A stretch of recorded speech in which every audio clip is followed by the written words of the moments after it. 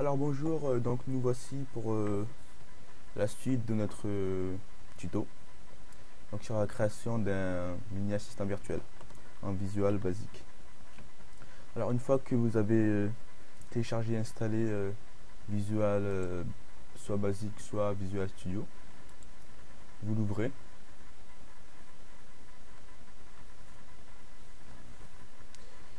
Alors moi j'ai Visual, alors il faut aller dans nouveau projet.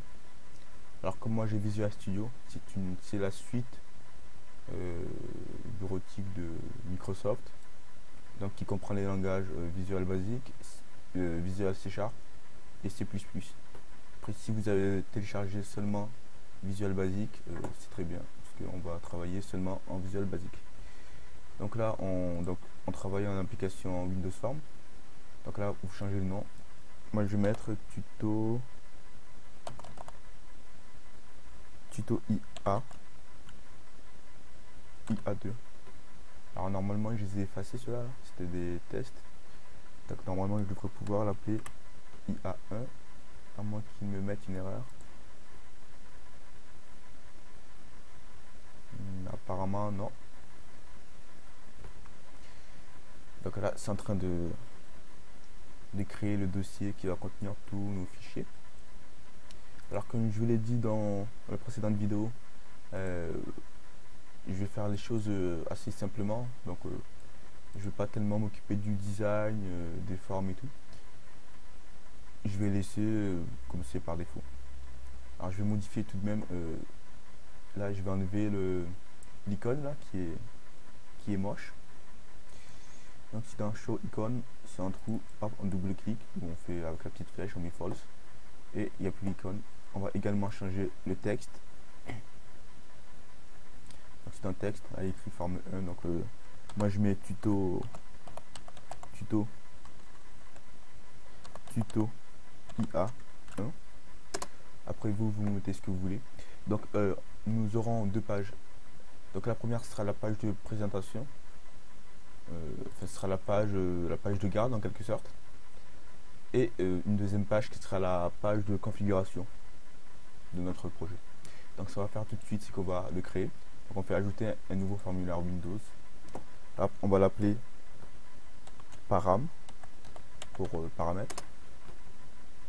Donc là on va faire également la même chose, on va mettre à false l'icône.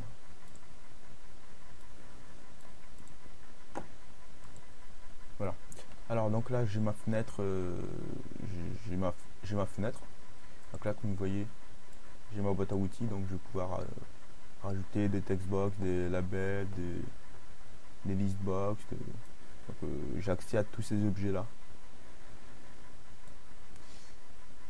Alors vous avez dû remarquer dans ma dernière vidéo, enfin, dans l'ancienne vidéo, j'avais un thème spécial. J'avais un thème qui n'est pas celui par défaut. Donc pour avoir ce thème là, il faut aller sur internet, aller sur Paste-Bain. Donc je vous mettrai le lien dans la description. Alors ça c'est le lien donc c'est le lien du design que j'ai. Donc c'est du design flat. C'est un design un peu futuriste. On en parle un peu beaucoup en ce moment. Donc là, vous cliquez sur Raw. Là, vous faites CTRL A. Hop, vous copiez. Après, vous faites ajouter projet. Vous faites ajouter une classe. Donc là, vous laissez le nom. Enfin, ça n'a aucune importance. Là, vous enlevez. Hop, vous collez. Alors, vous voyez, il y a un petit truc qui s'affiche là en bas. Une petite erreur. Donc, hop. Ce qu'on fait, c'est qu'on l'enlève. On appuie sur CTRL S pour enregistrer le projet. Donc comme vous le voyez, il n'y a toujours aucun changement. Donc là je vais lancer mon application. Hop, je le lance. Maintenant je peux le fermer. Là vous allez voir un tout petit changement. Voilà, vous avez vu, et la barre elle est descendue. Là j'ai accès à mes nouveaux thèmes, à mes nouveaux objets avec le thème flat. Donc j'en ai quelques-uns. Ah, donc c'est pour ceux qui sont intéressés par ce thème là. Sinon vous pouvez trouver d'autres thèmes, donc toujours sur le même site, reste bien. Vous tapez thème visual basique, vous devriez trouver. Alors donc ce qu'il va falloir, nous avons dit qu'on allait utiliser le moteur de reconnaissance vocale intégré par défaut à Windows ainsi que sa synthèse vocale, donc c'est le narrateur. Donc on va en avoir besoin. Alors pour aller sur le code du formulaire là, hop, on double-clique dessus. Là j'ai accès à son code. En gros ce code là c'est lorsque je charge le formulaire, tout ce qui sera là-dedans va être exécuté. Là j'ai accès à d'autres événements. Donc, quand je clique, quand je double-clique, quand je descends, quand je... Voilà. Donc il y a tout ça. Vraiment c'est cet événement par défaut, l'événement load par défaut. Qu'on utilise le plus souvent, donc c'est celui-là qui s'affiche. Si on veut un autre événement, par exemple, qu'on pourrait utiliser, ça serait... Alors, comment ça s'appelle déjà? Form closed. Hop, si vous voulez accéder à ça, voilà, vous cliquez dessus. Là, il vous rajoute l'événement. Donc cet événement là, c'est quand le formulaire se ferme, il va exécuter ce qu'il y a là-dedans. Donc comme vous voyez, si je mets la flèche là, se produit une fois le formulaire fermé. Bon, on n'en a pas besoin. Alors comme vous le savez très certainement, dans la plupart des langages, je peux programmer mais de manière j'ai accès à des propriétés, des fonctions, des choses assez simples hein, qui sont intégrées directement au langage. Mais lorsque je vais aller plus loin, donc faire des choses un peu plus complexes, je vais avoir lorsque j'aurai besoin d'interagir avec l'environnement, ces choses-là ne sont pas importées par défaut, ne font pas partie du Visual Basic. Donc que ce soit en Java, en Visual Basic ou C++, c'est la même chose. Donc là, je vais devoir lui dire, j'ai besoin de la classe. Alors pour ceux qui savent programmer en orienté objet, ils comprennent. Donc j'ai besoin de la classe qui gère la reconnaissance vocale. En gros, je vais devoir faire importer. Je vais devoir importer une bibliothèque. Donc une bibliothèque, c'est un ensemble de fichiers qui me permettent d'accéder à des fonctions. Des fonctions déjà toutes faites que je vais pouvoir utiliser dans mon code. Alors, cette espèce de nom, cette bibliothèque s'appelle speech, qui se trouve dans le système. Alors par défaut, vous voyez que là c'est en vert. Donc c'est-à-dire qu'il n'est pas importé par défaut. Donc ce que je vais devoir faire, c'est l'importer. Donc lorsque je rajoute cette ligne-là, elle n'est pas importée dans le projet, elle est juste appelée.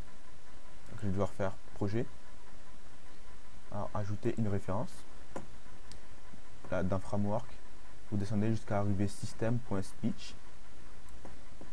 Là, vous voyez, system.speech, je le coche. Vous voyez, hop, ça c'est coché par défaut, donc ça veut dire que ils sont importés par défaut. Et là vous faites OK. Et là je n'ai plus de point vert. Alors ce n'est pas le point, enfin ce n'est pas system.speech que c'est pas tout que je vais importer, mais seulement deux choses. Donc pour ce qui est la reconnaissance vocale et la synthèse vocale. Donc je mets un point et j'importe recognition. Donc c'est ce qui a trait à la reconnaissance vocale. Maintenant pour la synthèse vocale c'est .speech.synthesis. Donc là déjà vous allez voir un petit changement lorsque je vais démarrer mon projet. Alors il n'apparaît pas ici, donc c'est pas à ce moment là, c'est après. Donc d'abord ce qu'il me faut c'est déclarer deux variables, une variable qui sera la reconnaissance vocale et une autre qui sera la synthèse vocale. Alors je vais les déclarer au-dessus pour que je puisse y avoir accès dans toutes mes fonctions. Donc pour déclarer une variable, hop, on fait dim, on va l'appeler reco pour reconnaissance, as, et on écrit speech, alors, speech recognizer. On crée une deuxième variable qui sera la voix, donc la synthèse vocale, qui sera, comme vous pouvez le deviner, speech synthesis. Donc là, lorsque mon formulaire va être chargé, je vais devoir initialiser ces variables là. Donc hop, je fais reco égal à new speech recognizer. Je vais faire voice égal à new speech synthesizer. Donc là, je dis que mon reco est égal à une nouvelle reconnaissance vocale et une nouvelle synthèse vocale. Donc pour ceux qui savent programmer en orienté objet, ils comprennent que là j'initialise mon objet reco. Sinon pour les autres c'est pas bien grave. Donc là, normalement c'est à ce moment là. Ouais. Vous avez vu, il y a un petit changement. C'est que mon petit appli là, mon petite application de reconnaissance vocale là, il apparaît. Alors si vous voulez faire parler votre ordinateur, vous tapez voice, donc la variable, vous faites point et là vous avez accès à toutes ces fonctions. Et donc pour le faire parler, c'est speak. Là on va écrire bonjour monsieur. Alors évidemment j'ai installé la voix française Virginie, oui, Virginie, et je l'ai mis par défaut. Donc, comme vous voyez, donc vous allez voir. Hop. Bonjour monsieur. Donc, vous avez entendu bonjour monsieur. Alors là, vous avez dû remarquer que d'abord elle parle et après elle affiche la fenêtre. Donc pour ceux qui n'ont pas vu, je vous remontre. Bonjour monsieur. Voilà. Alors pourquoi elle fait ça? Alors ce qu'on aimerait bien, c'est qu'elle parle et qu'en même temps elle affiche la fenêtre. Donc qu'elle fasse deux choses en même temps. Finalement. Alors pourquoi? Alors parce que par défaut, la méthode, enfin la fonction ou la méthode speak est en mode, c'est speak, il est en synchrone. Donc synchrone veut dire qu'une tâche va se faire après l'autre. Donc d'abord elle va dire bonjour monsieur et après elle va afficher la fenêtre. Pour l'autre méthode, c'est A5 qui veut dire asynchrone. Donc là elle va pouvoir exécuter plusieurs tâches en même temps. Donc là, vous allez voir une différence. Bonjour monsieur. Alors, c'était peut-être pas très flagrant là. Alors, je vais le refaire. Bonjour monsieur. Ouais, alors, bon, c'était pas très flagrant, mais vous allez voir que cette méthode là nous sera plus utile que la méthode simple. Alors là, donc, une fois que j'ai déclaré ces variables là, je vais devoir dire à mon application je veux intégrer un nouveau vocabulaire à la reconnaissance vocale.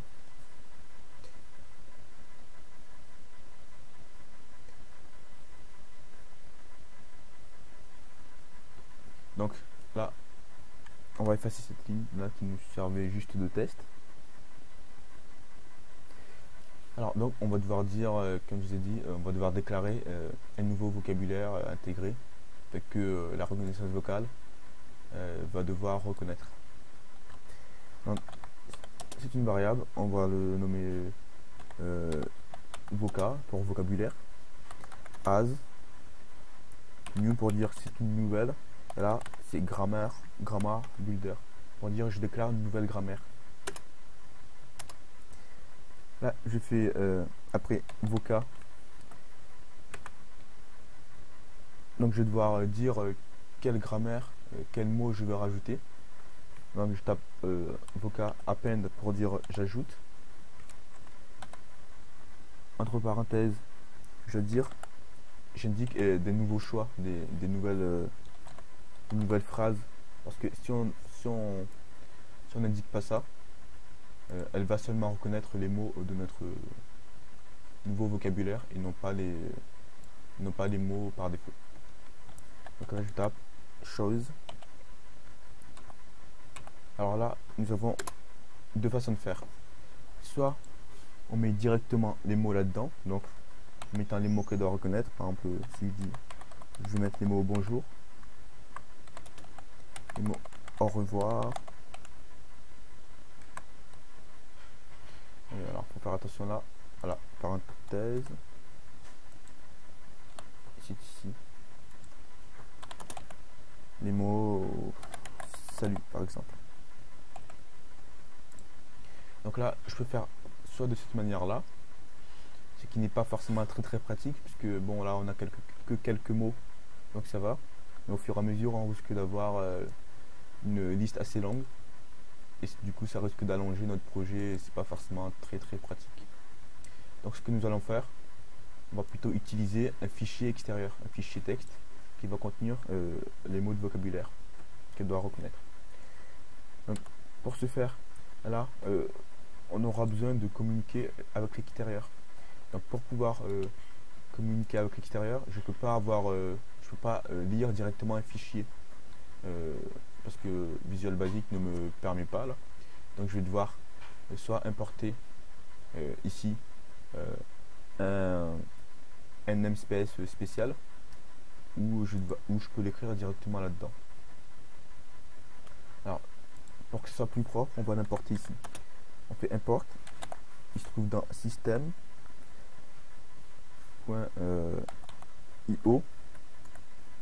IO pour dire ça, c'est pour ça veut dire input output. Donc ça c'est pour communiquer avec l'extérieur. En général, pour lire, écrire dans un fichier, on utilise système.io.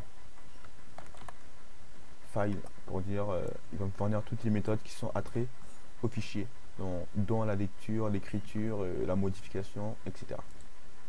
Donc là, j'écris readlines. J'ai accès à cette méthode là qui va lire tout le fichier, et donc qui prend un paramètre le chemin du fichier.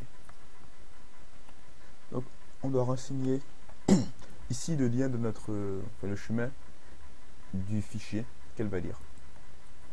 Donc ce qu'on va faire, c'est qu'on va ouvrir on va aller dans le dossier de notre projet, plutôt il y a un, et on va créer notre fichier texte ici. Au fichier texte, on va l'appeler voca.txt.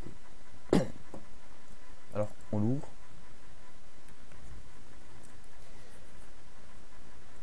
Ça c'est du PHP. On l'ouvre et on va écrire 2-3 mots. Hop, bonjour. Alors bon, moi je décide de mettre une majuscule, mais bon, ça n'a pas vraiment grande importance, mais en fait vous mettez ce que vous voulez. Alors donc dans ce fichier, je vais devoir écrire tous les mots que la reconnaissance vocale doit reconnaître. Alors pour séparer chaque mot, pour dire si tu reconnais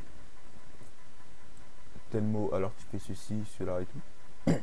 Chaque mot doit prendre une ligne, c'est-à-dire qu'elle va lire cette ligne là va lire ligne par ligne. D'ailleurs c'est écrit, ouvre un fichier texte, il lit toutes les lignes du fichier puis ferme le fichier.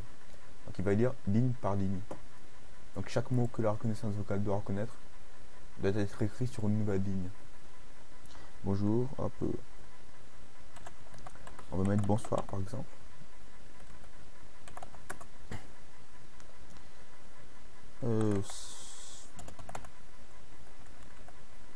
Ça va.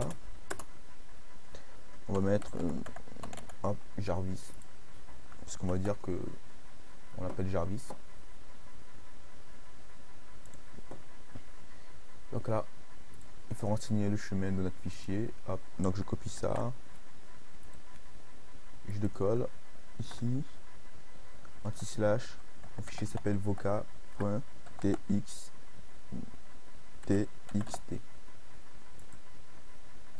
Alors il faut une troisième parenthèse. Donc là, ce que j'ai fait, c'est que j'ai ajouté ce nouveau vocabulaire là à la reconnaissance vocale. Maintenant, ce qu'il va falloir faire, c'est charger ce vocabulaire là. Et donc je vais le charger dans quoi? Je vais le charger dans la reconnaissance vocale. Je vais le charger dans mon nouvel objet speech recognizer. Donc je tape reco point loud grammaire pour dire je vais charger ma grammaire. Entre parenthèses, je vais mettre new grammaire pour dire je charge une nouvelle grammaire. Donc cette ligne là, ça c'est obligé pour dire je déclare une nouvelle grammaire. Donc la nouvelle grammaire c'est quoi? C'est voca. Voca. Hop, parenthèse, ça remonte. Alors ceci fait, maintenant il va falloir lui dire lorsque tu reconnais un mot, tu vas exécuter telle action. Sinon, si tu reconnais ceci, tu exécutes telle action. Sinon cela. Donc alors on ne peut pas le faire, évidemment on ne peut pas le faire ici. Il y a une méthode, enfin il y a l'objet reco possède 3 méthodes, 4 méthodes. Il y a la méthode lorsque la reconnaissance vocale reconnaît un mot. Une autre méthode lorsque elle commence à détecter une entrée audio, donc lorsqu'elle commence à parler. Il y a une autre méthode, c'est lorsqu'elle rejette un mot, donc qu'elle ne comprend pas un mot, donc elle le rejette. Et la quatrième méthode, je ne l'utilise pas. Je sais plus trop ce que c'est. Donc là, il va falloir renseigner les méthodes à laquelle doit faire référence le reco là. Donc pour faire ceci, on va devoir faire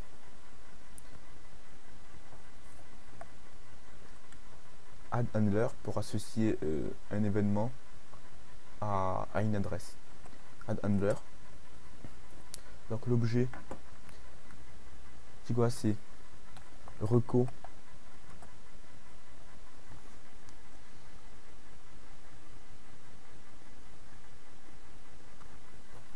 point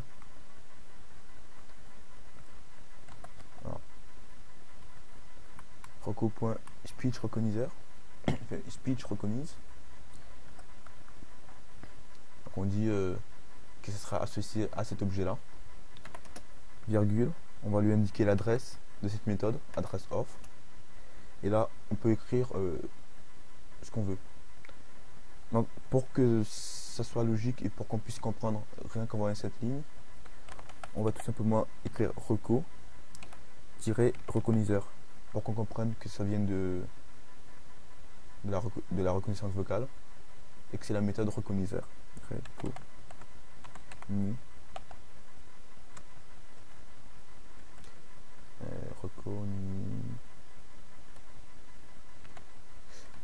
sais plus comment c'est écrit.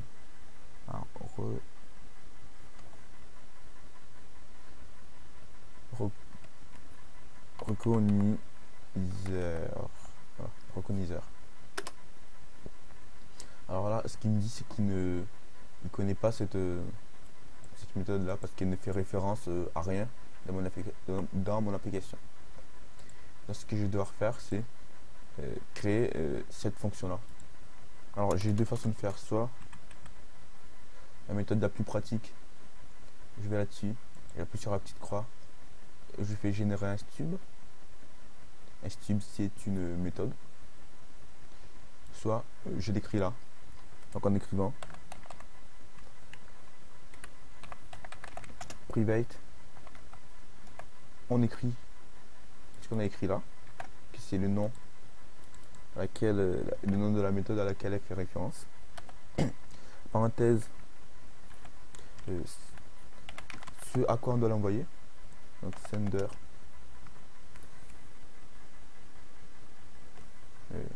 pas tout mais as, sender as speech reco. Donc on envoie à l'objet speech recognizer event. Enfin, on l'envoie à cet événement là. Alors je me suis trompé, c'est pas ce n'est pas directement là, ici c'est object on écrit E qui fait E si veut dire événement. Donc il est lié à l'événement Speech Recognizer Events. Là on met end. Alors c'est parce que alors il m'affiche une erreur parce que j'ai oublié le private sub pour dire que c'est une méthode. Voilà. Vous voyez, c'est assez fastidieux. Donc on préfère souvent faire hop, comme ça. On fait générer un stub. Hop, il ajoute. Ça, il ajoute cette ligne comme quoi. Enfin, je sais pas tellement pourquoi. Alors, qui va lever une exception lorsque la méthode sera appelée. C'est ce qu'il met par défaut lorsqu'il ne connaît pas une fonction.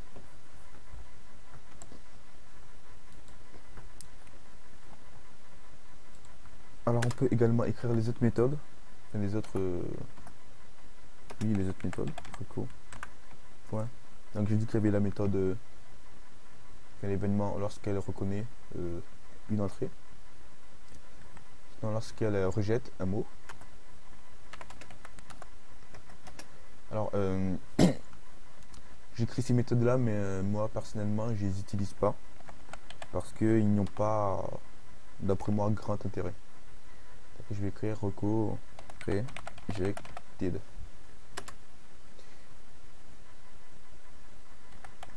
Pour la troisième méthode, reco speech detected, lorsqu'elle détecte une voix.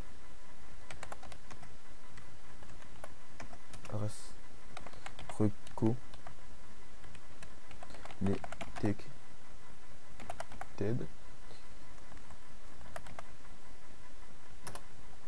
Alors il y a la quatrième méthode que je vous ai dit que je la connais pas parce que j'ai jamais utilisé, c'est hypothésis. Alors il écrit ce produit lorsque le module de reconnaissance a identifié un mot ou des mots qui peuvent être un composant de plusieurs expressions complètes dans une syntaxe. Ce n'est pas très clair. Bon, vous pouvez le mettre si vous voulez. Si vous voulez, après on fera des tests pour savoir à quoi il sert exactement. Parce qu'évidemment sur internet on ne trouve pas forcément des explications appropriées. Hypo T 6 ouais. Donc là hop, je fais ce que j'ai fait tout à l'heure, générer le stub, générer un stub. Donc évidemment ces lignes là il faut les enlever.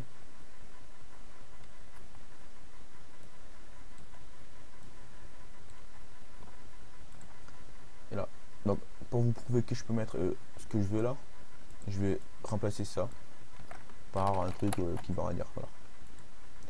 Donc si je fais ça, il y aura un stub, il m'écrit effectivement ce que j'ai écrit là-haut. Mais le problème c'est que je sais pas à quoi ça fait référence à ERJ, je sais pas, donc c'est pour ça que j'écris reco et la méthode. Et après vous pouvez écrire vraiment ce que vous voulez. Donc ça je vais l'enlever parce que, alors je vais le mettre en commentaire parce qu'on ne va pas l'utiliser. Alors il y a certains paramètres qu'on peut mettre. Alors ils sont pas forcément obligatoires, mais ils sont pas obligatoires, hein, mais on va quand même les voir. Alors c'est pas reco, mais c'est une méthode d'invoice. Voice pour dire là c'est la méthode setup output default qui va prendre par défaut le micro, enfin qui va prendre le périphérique de sortie par défaut. Alors comme je dis, ce n'est pas obligatoire, mais c'est juste question de le connaître. Après il y a également la méthode donc résume, c'est pour faire une pause. Bon, c'est d'anglais. Select voice, c'est pour sélectionner une voix. Donc lorsqu'on a, alors je sais plus si c'est des parenthèses ou voilà, effectivement. Donc pour choisir sa voix, on peut mettre la voix dans cette méthode là. Autrement, on utilise la voix par défaut. Et là, généralement, on utilise le micro par défaut, donc cette ligne là ne sont pas forcément utiles.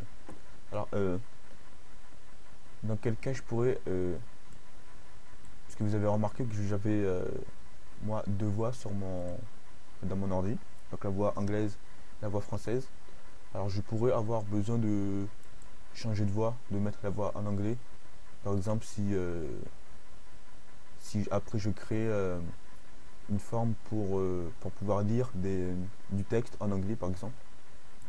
Autrement, bon, je vois pas trop l'intérêt. Après, il y a un certain nombre de méthodes qui peuvent être plus ou moins utiles. Donc, vous pouvez avoir là la vitesse, pause. Alors je crois que c'est pareil, je sais plus. Non, là c'est continuer la lecture et là c'est pause pour mettre pause. Donc, vous avez là un ensemble de méthodes. Alors là vous voyez une petite clé à molette. Alors là il y a une petite clé à molette, ce sont des propriétés. Et là où vous voyez des petits carrés, ce sont des fonctions. Donc voice, c'est pour avoir des informations sur la voix. Je ne sais pas comment on utilise ça. Bon, voilà. Donc ça sera tout pour cette vidéo. On verra comment exploiter notre fichier de vocabulaire dans le prochain tuto.